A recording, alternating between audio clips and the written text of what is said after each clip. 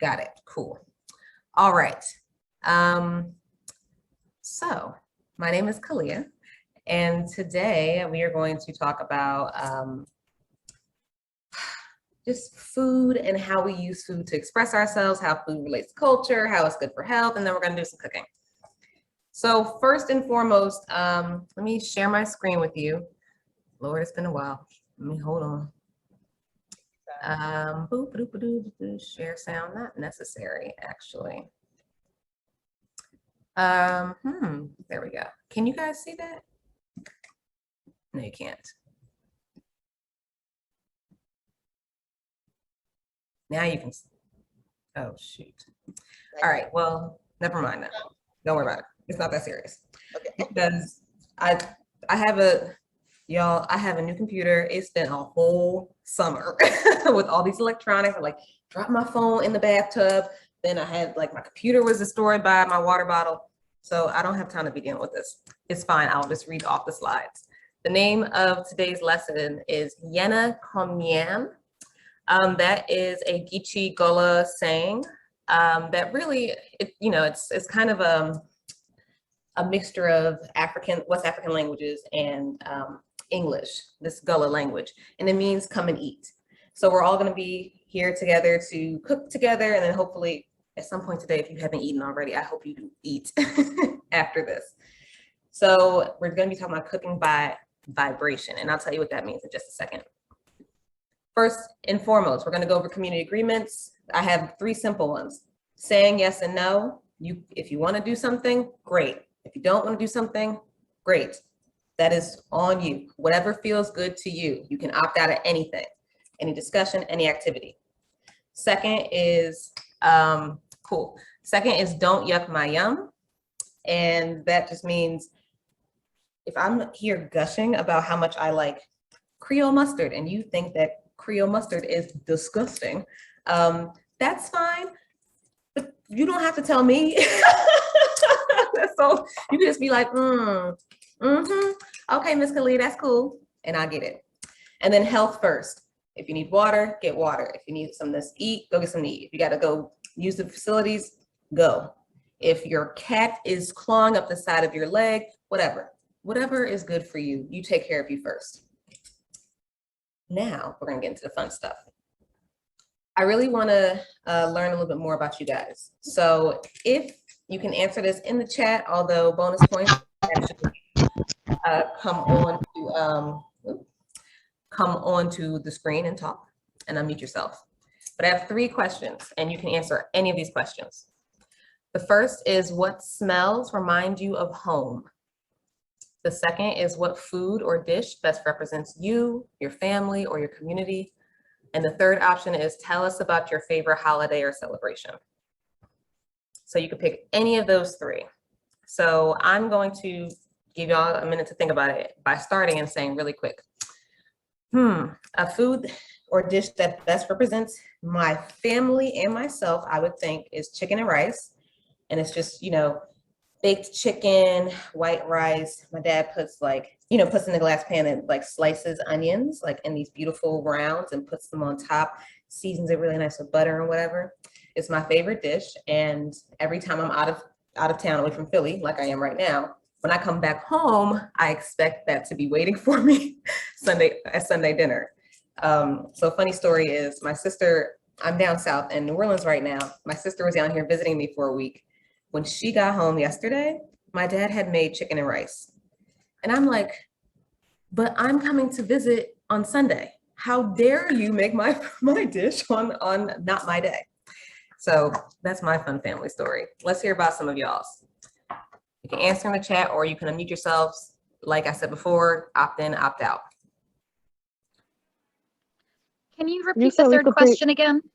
Third question is, what celebration or holiday, or tell us about your favorite celebration or holiday. So I'll put them in the chat so you guys don't forget. First one, home. Second one, oh, there you go. But oh, wow, y'all are fast. Okay, you got it. Cool. It's in the chat. Am I good to go? Yeah, go ahead.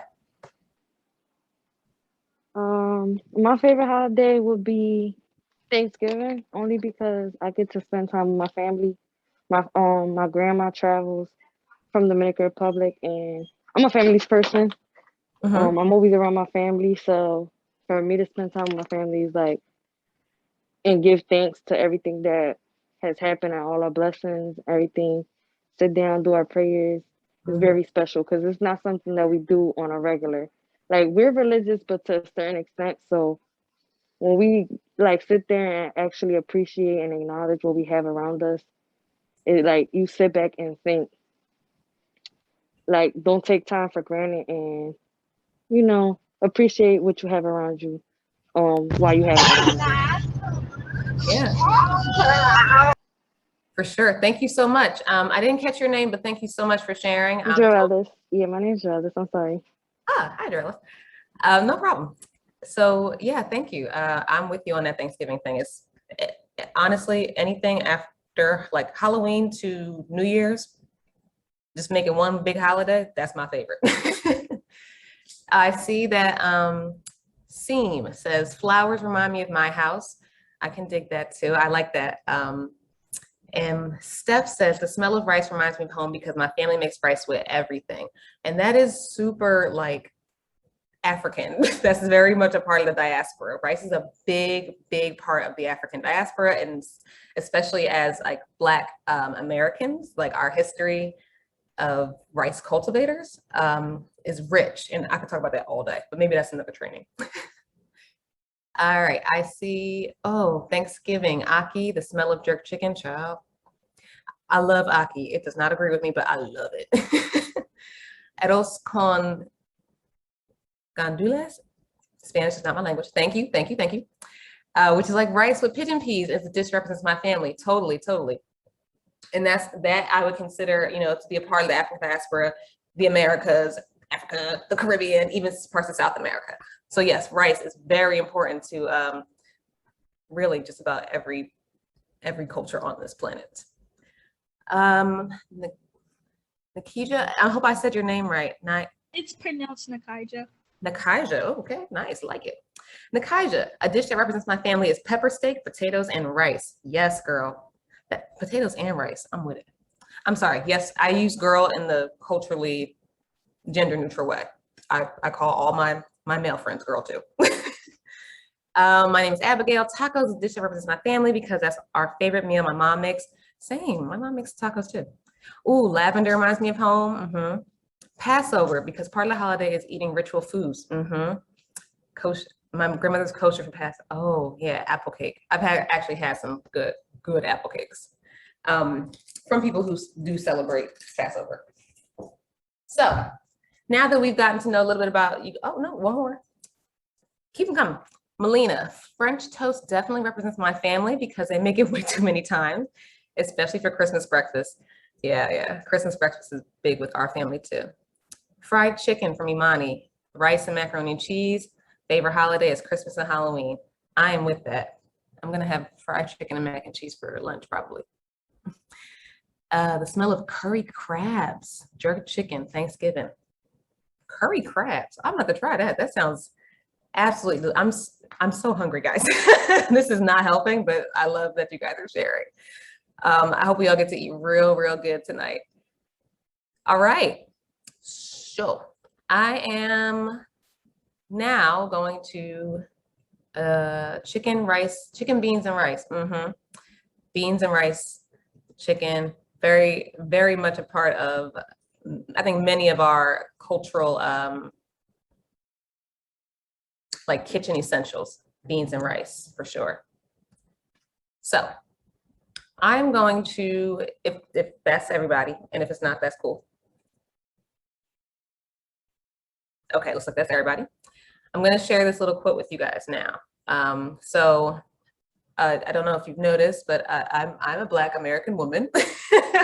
I do a lot of work with Black, call them Black Atlantic foodways, which is just like I said, that kind of that circular route that Black folks have taken over centuries between the continent of Africa, this continent over here, the Americas and Central America and the Caribbean and some of South America.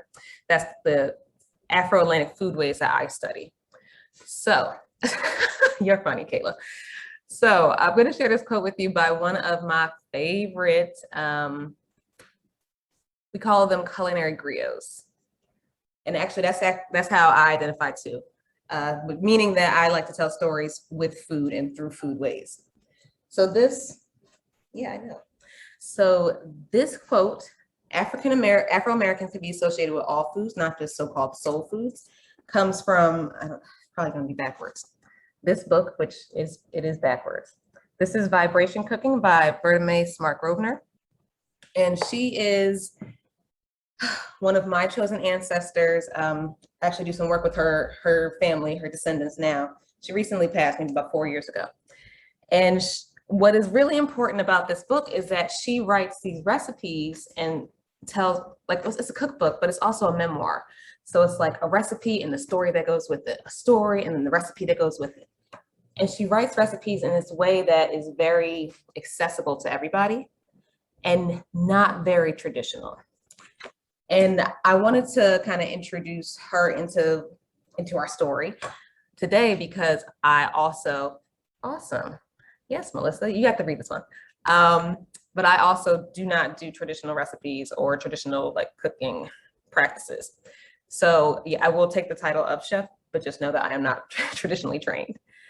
So this, one of her recipes, I think it's the first recipe in this book, is for Hoppin' Johns.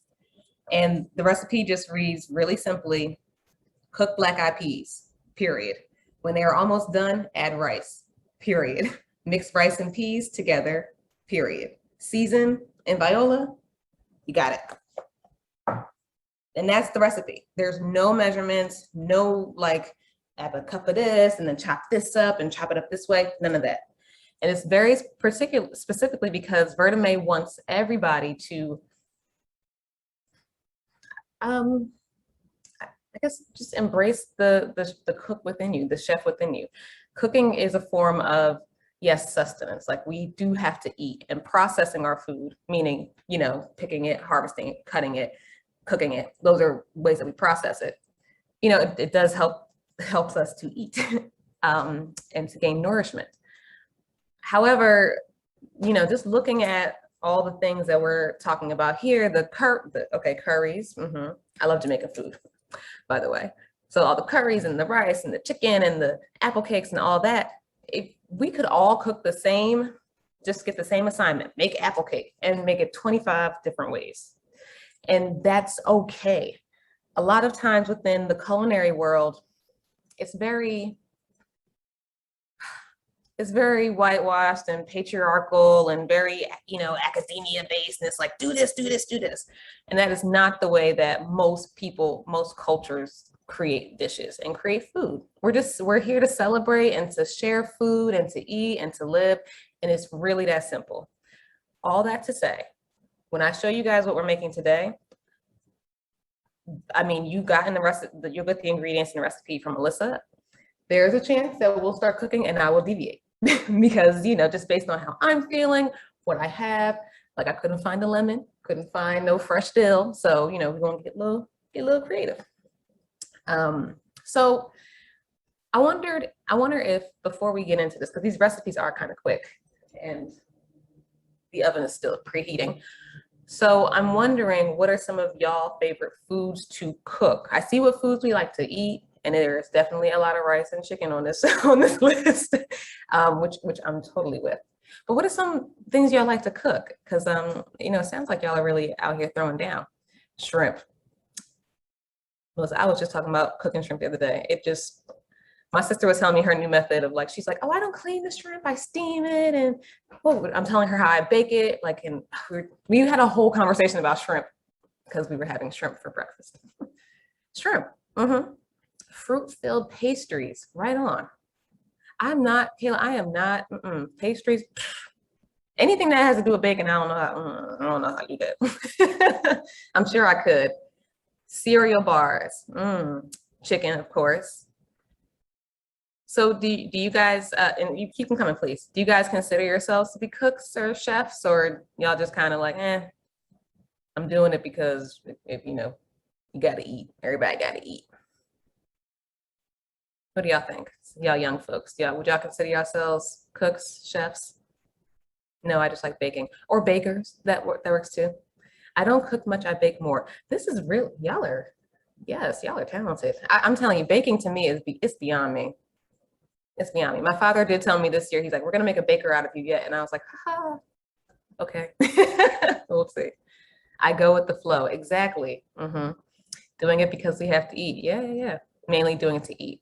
And that's fine. And I mean, honestly, that's how a lot of people start, off with finding a love of cooking. You have to just feed yourself. And then it's like, well, let me get a little creative. Now I want to add a little bit of this and a little bit of this. And before you know it, you're like, you in the kitchen throwing down.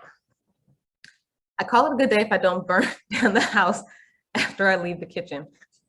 Wait. Yes, okay.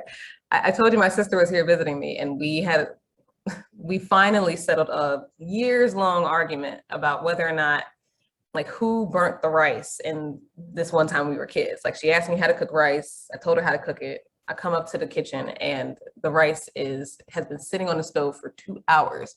So the rice is burnt, the water is gone, the pot is almost destroyed. And the constant argument is that I told you how to cook the rice. And she's like, I thought that meant that you were going to cook it for me.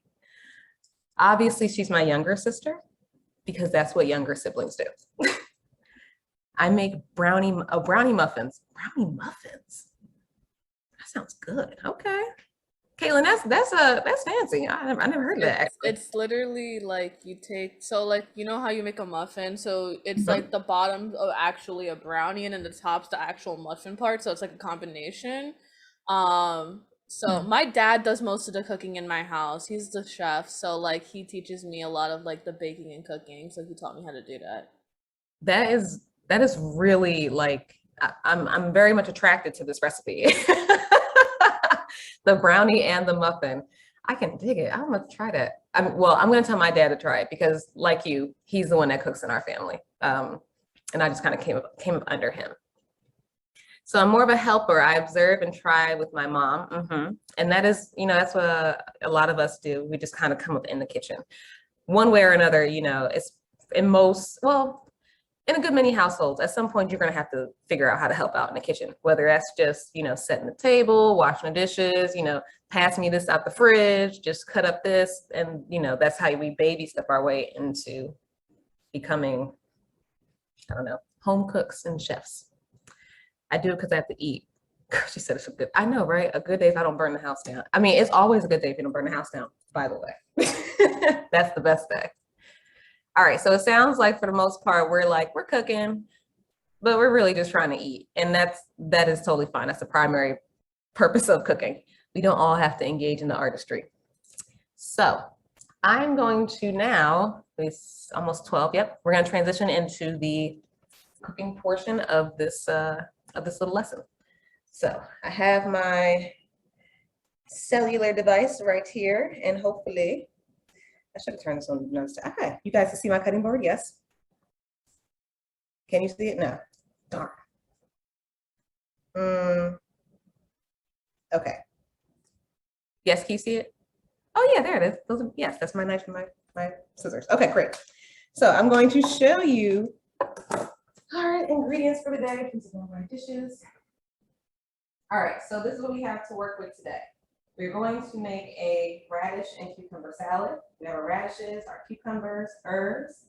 The salad can have 2 dressings. We're going to have a aioli, which gets made with a vegan mayonnaise. And we're also going to have a vinaigrette, which gets made with olive oil and vinegar. And what else do we have? And we're going to roast I'm going to show you how to roast a few radishes too. So this is really just a, put that down there for a second. This is just a demo. So I'm not going to cook like what I would cook for a full meal. I'm going to kind of show you real quick, like this is how you do this, this is how you do that. Okay, now it's for the fun part. Yay, lovely. So first thing is first. So the salad is completely raw, so it doesn't have any cooking in it whatsoever, not the dressing or the salad itself. So we can make that while our cooked recipe is in the oven. Our cook recipe is going to be roasted radishes. So have you guys have had roasted potatoes before, right? Yes, cool, right. Many of us have roasted potatoes and they're pretty easy. You just kind of put them in a glass pan and you roast them and that's it. Roasted radishes are going to work the same way, but they're going to take a little bit of time, like maybe like 25 minutes before they're done. So I've already heated my oven to 350 and I'm going to now start to chop these suckers up and put them in the oven. So we have our radishes here. I'm going to give them a quick rinse. And I say quick, but you know, actually, radishes are,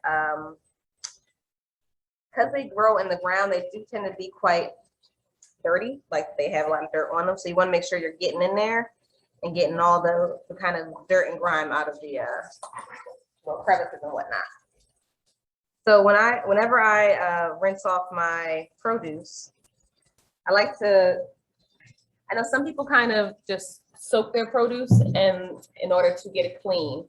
But for me, I like to touch each and every piece of produce and like rub it with my hands and make sure I'm getting the dirt out of there like that. Either way you want to clean your vegetables is fine. All right, so we have our radishes and you see all that dirt just flying off into the sink. And cut off, I'm gonna rip off about 4 of these, 4 or 5. Okay. Thank you, Mr. Sink. And now we have our radishes here. So I'm going to either break or cut off the tails. I'm gonna probably cut these off actually. We're gonna cut off the tails and the tops of each of these. So I'll do a quick knife skills demo for you. Ideally, when you are cutting, even when something is round, you know, that's kind of dangerous because it can roll and slip all over the cutting board. So you want to get it on its flattest side as soon as possible. So I just cut the top off, so that technically could be a flat side. That sit up like that. I'm going to do what's called a tunnel chop or over top chop. Cut down the middle, and now I have more surface area that's flat. Because these are going to be roasted, and we want to cook them faster, I am going to cut them smaller. If you can roast the whole thing just like this, just cut off the top and the I guess it's the root, not the tail. I call it the tail. Cut off the top and the tail, and you can put these in the pan and just roast them in the oven like that, but they will take longer. Obviously, when you make something smaller, it takes less time to cook all the way through. So we're gonna cut these, yeah, we'll half these because radishes are not as fibrous as potatoes, so they don't take quite as long. And they're smaller. So we're doing that. We're chopping off the tops, topping off the chops. On its flattest side, on top chop, boom, flat. And for some of these guys that are a little bit bigger or like fatter, like this guy's kind of a little fat guy, I might cut that in half. Just so I can, again, open up more of the food, of the plant so that we can get a nice quick cook on it. The oven is preheated to 350, which is, you know, everybody's favorite oven temperature. But I'm actually going to crank it up a little bit to 425. So I know a lot of people, you know, there are a lot of jokes about, or I just saw this thread on Twitter about how Black folks like don't need to cook everything on 350, but we tend to. So we're not going to cook this on 350 today. We're going to do 475 or 425, so it gets a little bit faster. All right, these guys look pretty good. So we have a good size of our radishes. I'm going to put these guys in a glass pan. Actually, I do want these a little bit smaller. All right.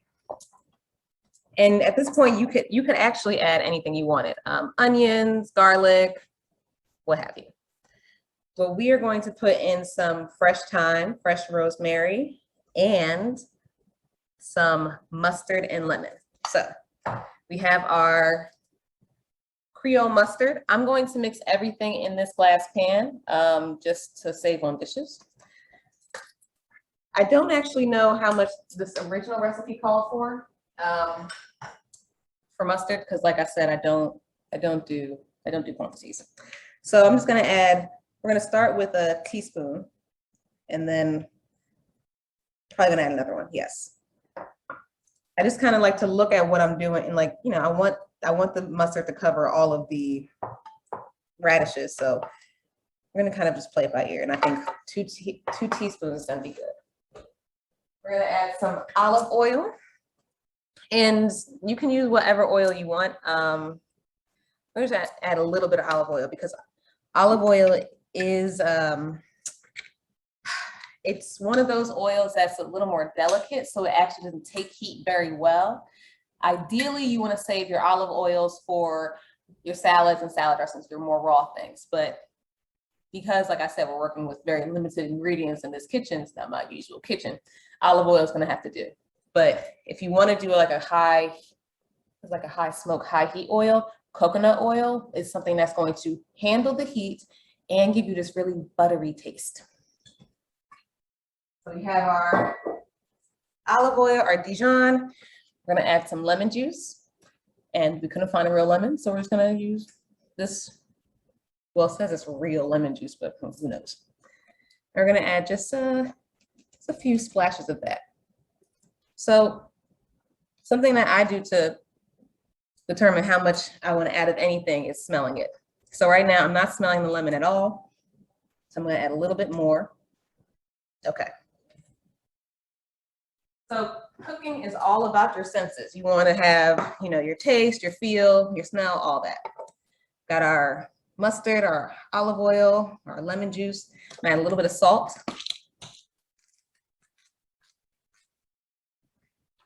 And a little bit of freshly ground pepper. So I like to grind my pepper fresh from peppercorns because I'm bougie, but also because it just makes me feel good to take these little guys, these peppercorns, and just smush them down with the mortar and pestle.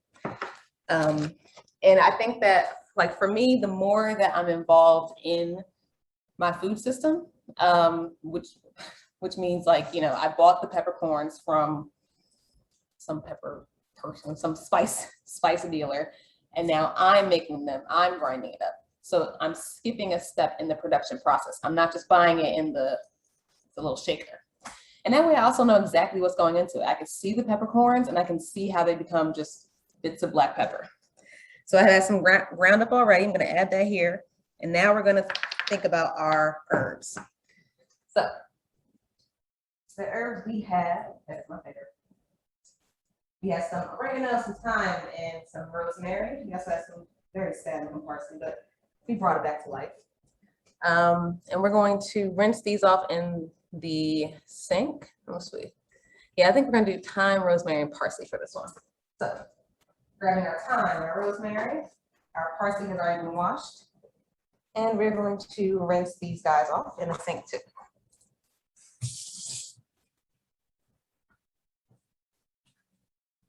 Clear off the space in the sink.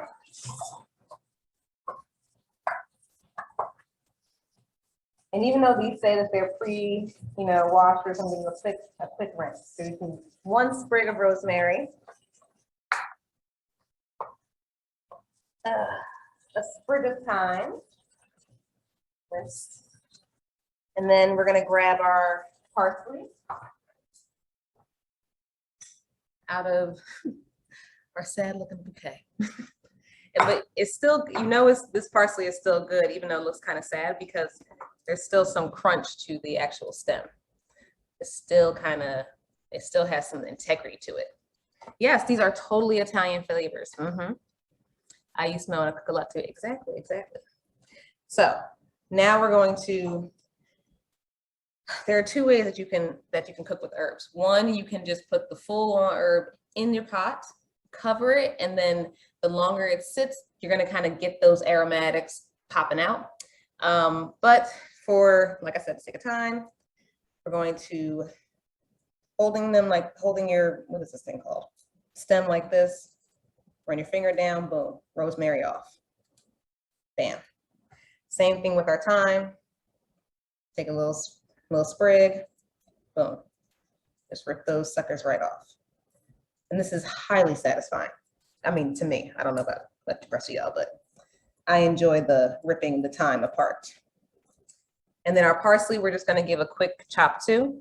I'm gonna take it off the big stem so I can get a little bit more of the leaf.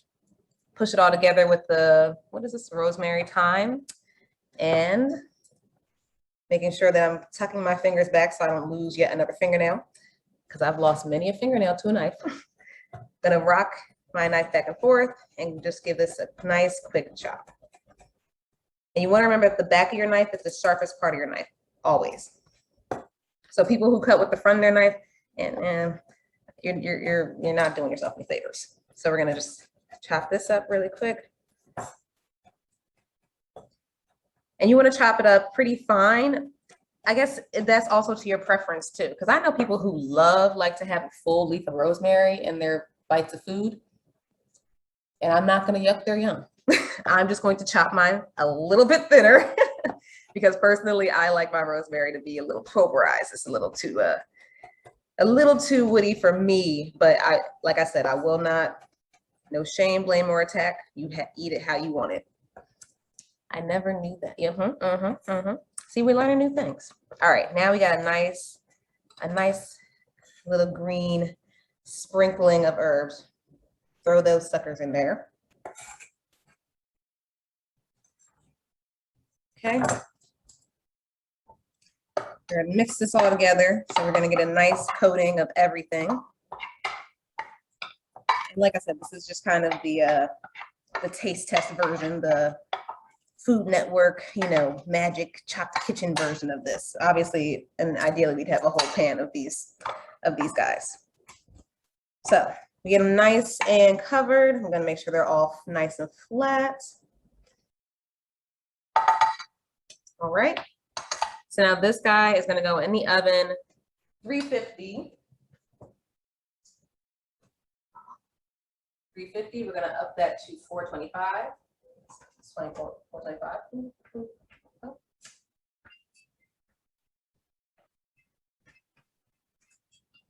So I like when it kind of increases in temperature, so I don't have to put it in too hot. That's just my personal preference. I don't actually know if that's scientifically a thing. All right, put that thing in the center rack, close it, boom, well, let it sit for a while. So now we're going to, while that is cooking, and when you cook, you want to make sure you're thinking about the order of operations. Anything that's going to cook longer that needs to be, hot and sit in the oven goes first. Anything that's raw can be cooked or prepared while that's cooking. Obviously, so you can eat all these things together at once. So I'm gonna clear off my cutting board real quick.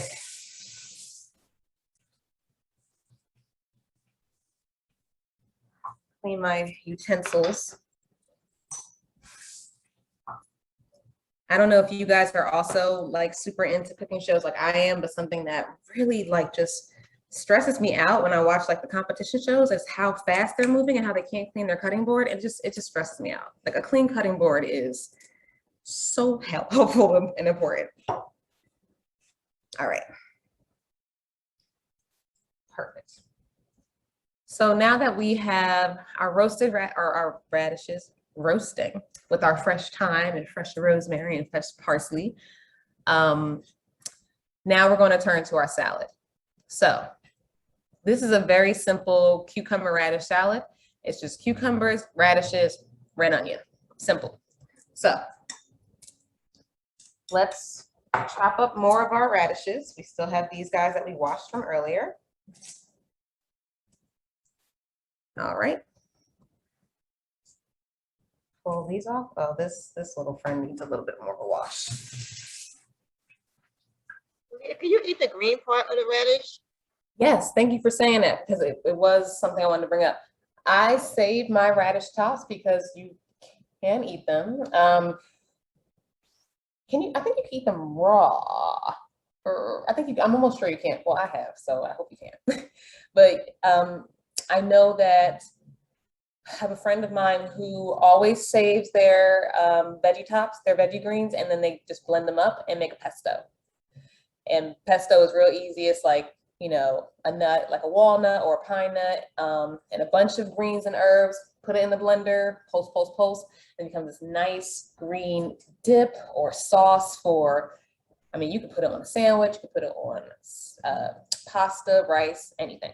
So yeah, I would say save it. Even if you're not gonna cook with it or like eat it like that, saving your food scraps is really good for making vegetable broth.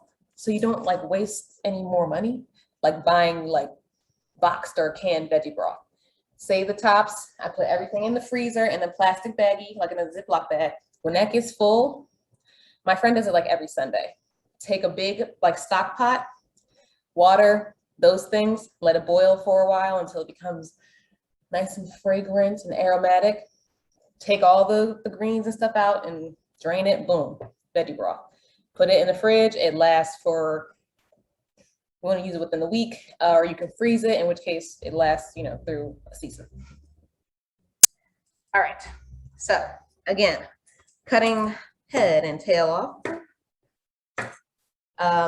This one, I'm not gonna do an on top chop. I'm gonna show, because we're gonna do it like very thinly sliced, because the salad and we're eating it raw. And you know, radishes are very, they're a little spicy, you know? So if you're not into spicy vegetables and peppery things, then you definitely wanna cut them a little smaller. So you don't get like this big, like hunking chunk of like, radish. Although some people really like that. So chopped it on top once. So I have these two halves, keeping them together, and I'm gonna do it, now I'm gonna leave it like that. Yeah, and then I'm gonna slice them real thin this way. So,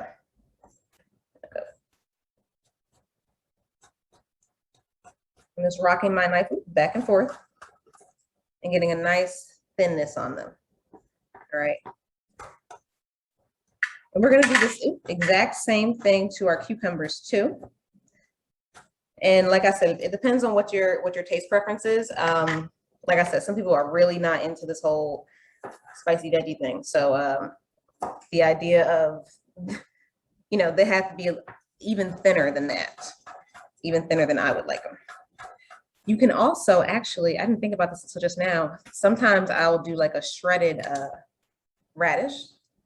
So instead of having these little half moon guys, cut it in half and then in half again. So now I have fourths.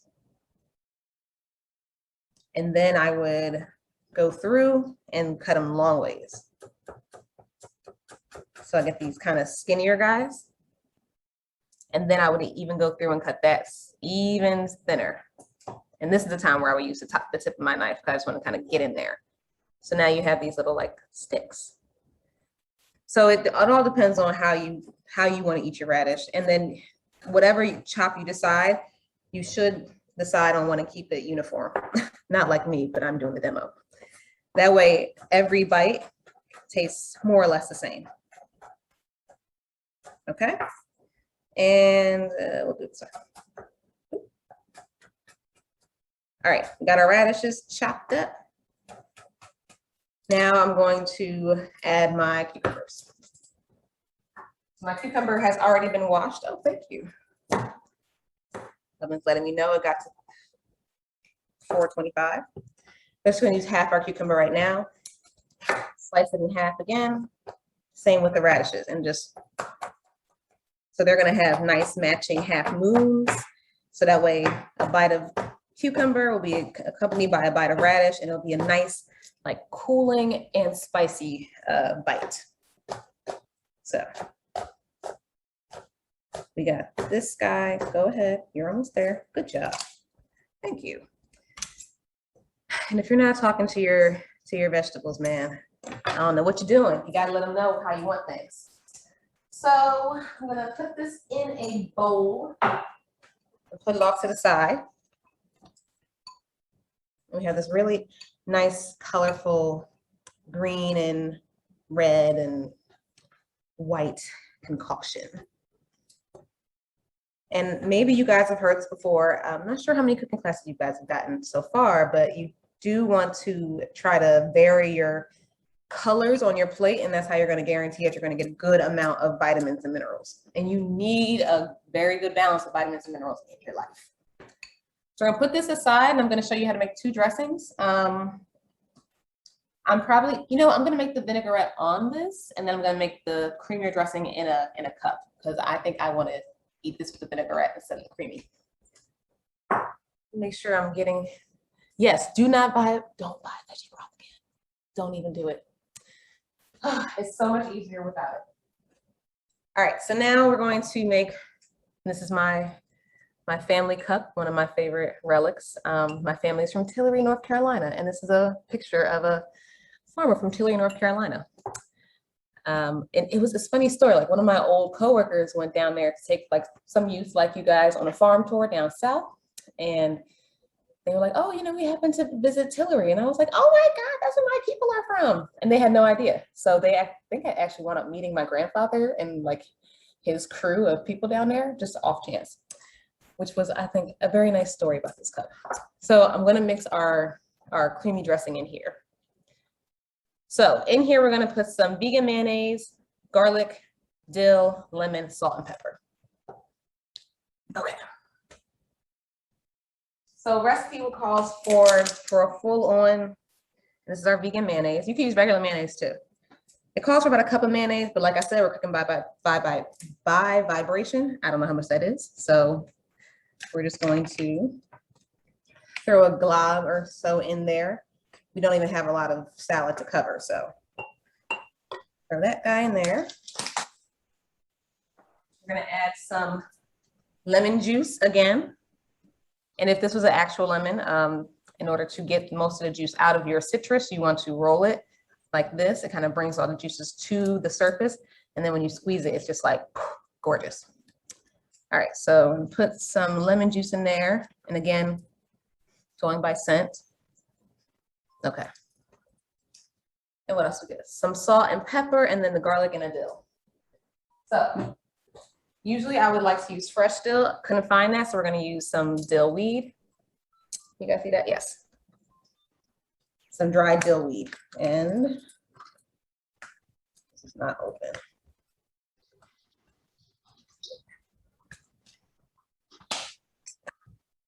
All right. Don't be like me. You could be a lot more gentle with your containers. And I like to just add enough that it's going to be nice and green. So you can see that that's going to be nice, and can you see in there? Nice and green. A nice green aioli. And now we're going to add our salt and our pepper.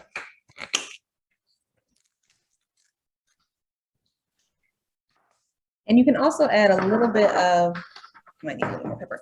You can also add a little bit of oil to this if you wanted, but it's not necessary.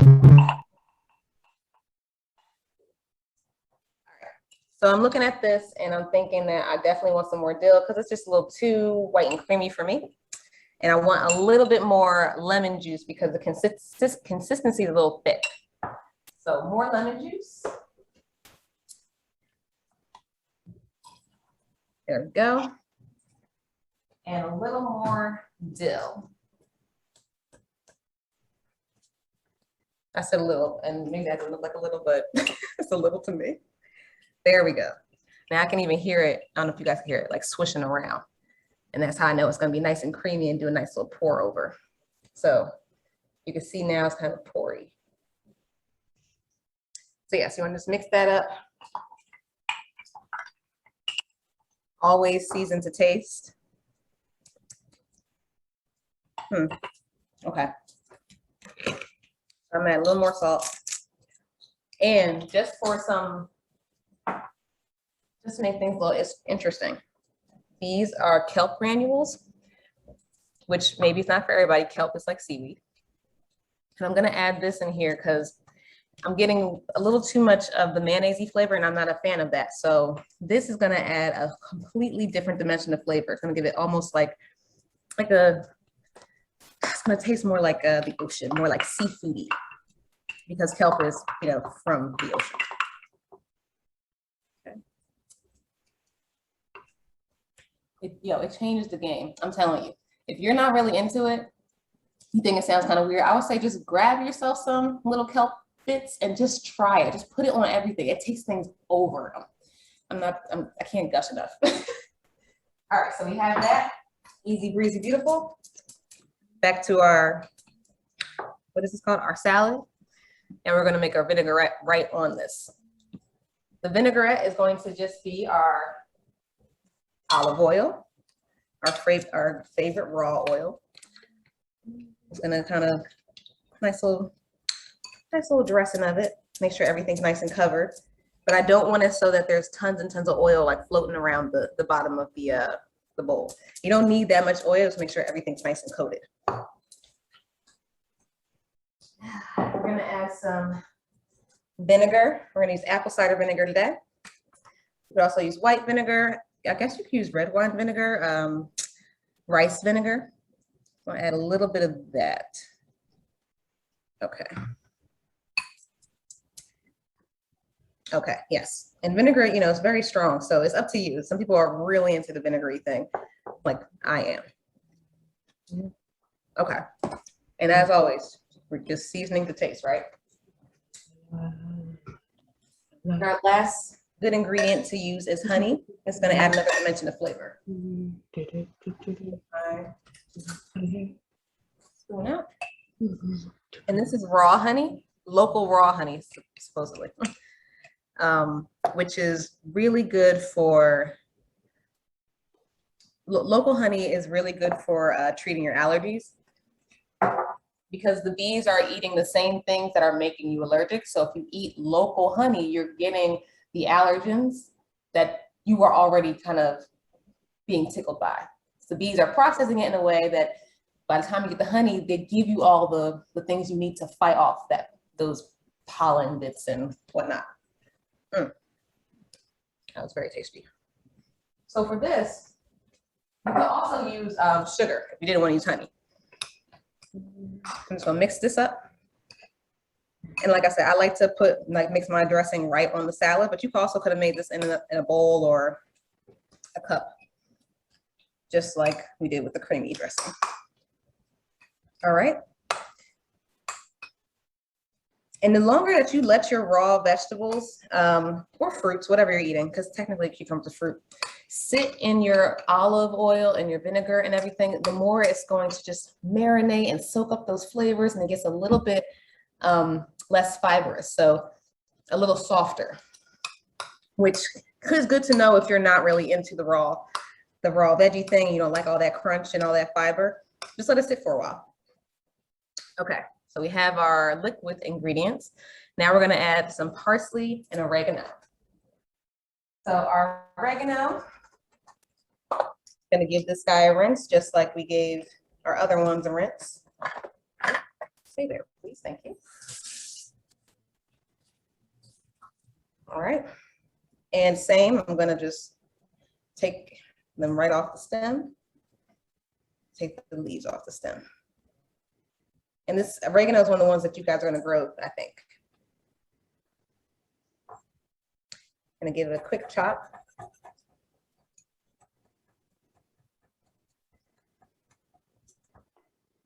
All right, gonna add that, and then I'm gonna grab some parsley. Like I said, the parsley's already been nice and rinsed and washed earlier. And when you're, you see how my parsley's looking a little sad. It looked way worse like yesterday, but because it was starting to look a little wilty, I put it in the glass of water. Just cut off a little bit of bottom of the stems, put it in the water, and it's just like, you know, keeping your flowers fresh. Now they can kind of soak up the water up through the stems, and it'll bring a little bit more life into the herbs. Now you got the little herb bits all floating around in there. Okay, and you add as many herbs as you like. So if you're really into oregano, I say go for it. Like, honestly, there is not too much. There's no such thing as too many herbs for me. But like, I really, really like fresh herbs. And I love parsley. So I'm gonna add a little bit of parsley, a little bit more parsley.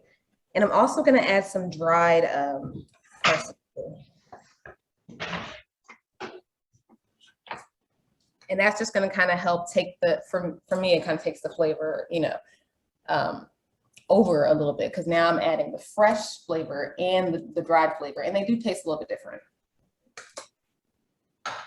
All right.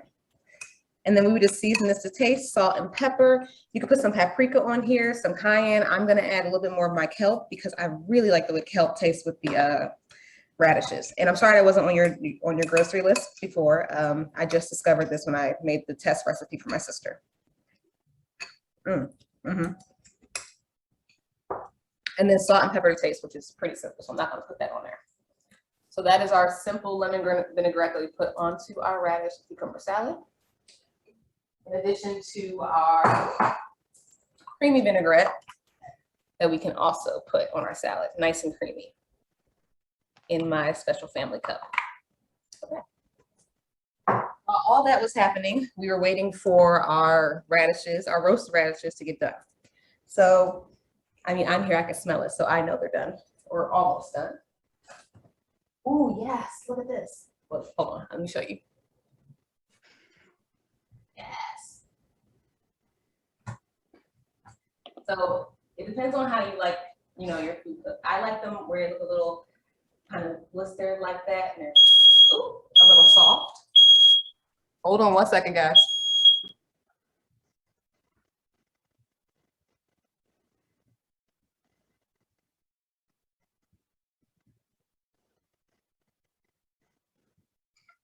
Okay, it was so good that the fire alarm had to get something.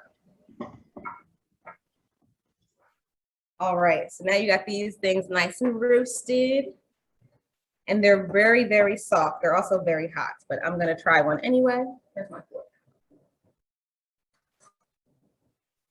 How do you know when they're done?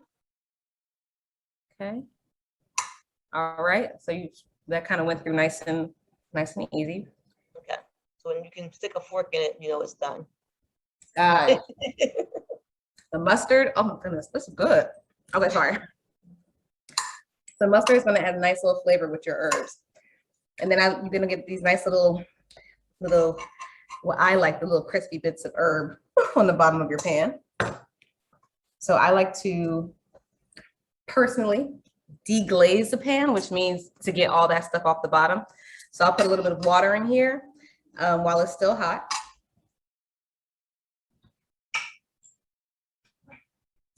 And that'll help me to lubricate the pan and scrape off a little bits of those pieces that are stuck.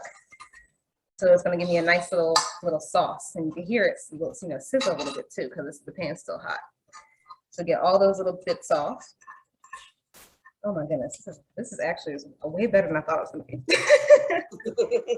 It always is, man. I always surprise myself.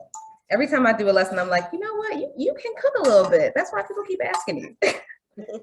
Now you see all the little bits are coming off on the bottom of the pan. So when you put that over some like rice, the other day I had the radishes over grits, and it takes it to another level, because now you have that. You have the radish, you have that little sauciness, and it goes right over whatever you're making. Wonderful. So, So good. We have our simple dressings, our simple salad, and easy roasted radishes. I'm all about lazy luxury. So it looks good, it feels fancy. It was 30 minutes. Thank you. Thank you No so problem. much. Kalia, I'm sorry. I know you're going to come back with us in a couple weeks and show us something else. And we have some other chefs that are going to be joining us in the next few weeks. So we'll have a variety of food. Thank you so much, everybody saying thank you. And again, I put it in the chat. You might not have seen it, but you're going to get your ingredients and your seeds when you get your soil. So you can meet me tomorrow. If you want to meet me, you have to text me for the address so I can get your waivers and stuff taken care of. You can meet me tomorrow morning and get your soil and your ingredients and your seeds. If not, they'll be delivered to you tomorrow or next week. So you may have to wait a little bit to get them. But that's it for us today. Remember to send me your mandalas. If you have not sent me your mandala picture, I consider you absent yesterday. If you sent it, then you were here. That's how we're going to take attendance for yesterday. So send me your picture. And if you make any, when you make these, I'm not gonna say if, when you make these dishes, please share your pictures as well. And I'll just share them with Kalia so that she can see what you made. And if I may add real quick, please remix the recipes however you want to, add your own little spices and whatnot, and let me know what you did to remix it. Also, Melissa, I'm gonna send you the slides so you guys will have the ingredients and the recipes as I wrote them. Perfect. All right, thank All right. you so much. So if